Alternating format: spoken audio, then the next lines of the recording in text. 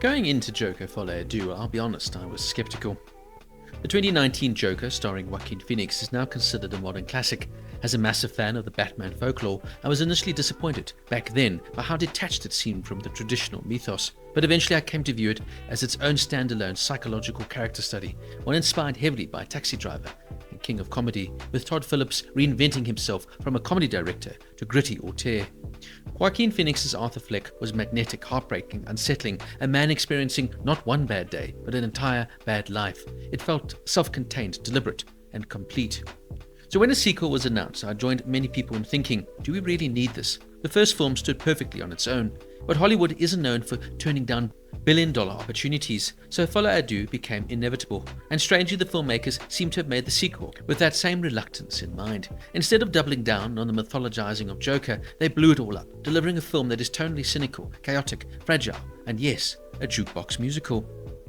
I waited a long time to watch it because online discourse was absolutely brutal. People called it disrespectful, self-indulgent, even career-ending. But to my surprise, it wasn't nearly as bad as I expected. In fact, there's something oddly bold about it.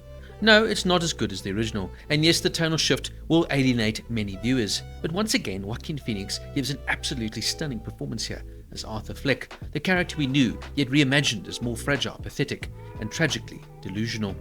Lady Gaga joins the film here as Harleen Quinzel, or as she's called, Lee, reinterpreted as a wealthy, unstable woman who romanticizes Arthur's Joker persona.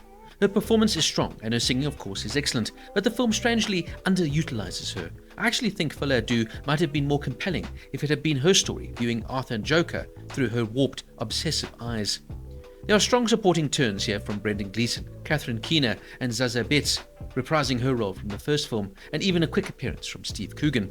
The music choices, mostly American standards, work surprisingly well in a strange way, although I could have done without them. Joaquin Phoenix, though, once again, is a surprisingly competent singer. Look, he's an all-round talent, what can you say? The film leans hard into the idea that Joker is not one man, but a symbol, many different things to many different people. Arthur's final moments suggest he may not be Joker we know at all, but rather the first spark that inspires the others. It's a daring idea, if not maybe fully realized. Does the film succeed at everything it tries? No. But is it a disaster? Well, in my mind, absolutely not. It's misunderstood, unconventional, bold, and I'll never criticize filmmakers for taking risks instead of giving us a lazy repeat. I wouldn't call it a classic, but I do think it will develop sort of a cult following from people who in a few years might start to appreciate it for what it tried to attempt. And yes, in many ways fell short, but still, it tried. Todd Phillips originally pitched Joker in 2019 as a single standalone film with no sequels planned. Warner Brothers, though, greenlit Folie Deux only after the original surpassed $1 billion, becoming the highest-grossing R-rated film ever. Reports suggested that both Joaquin Phoenix and Phillips agreed to return only if the sequel could be radically different, hence the musical direction.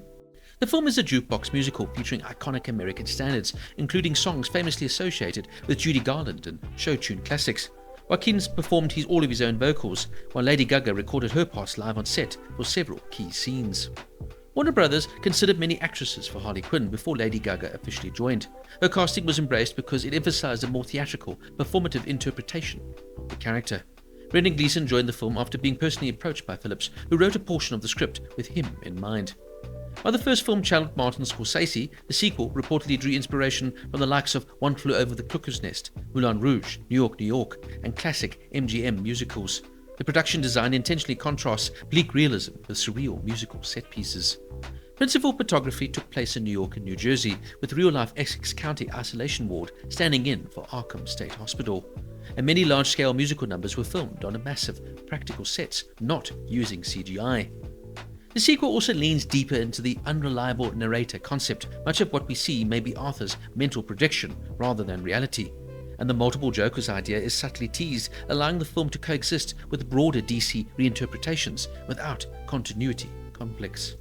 Phillips had refused to explain the ending, encouraging audiences to debate whether Arthur was killed, Arthur escaped, Arthur hallucinated the entire final act, or Arthur's act inspires the real Joker of Gotham legend.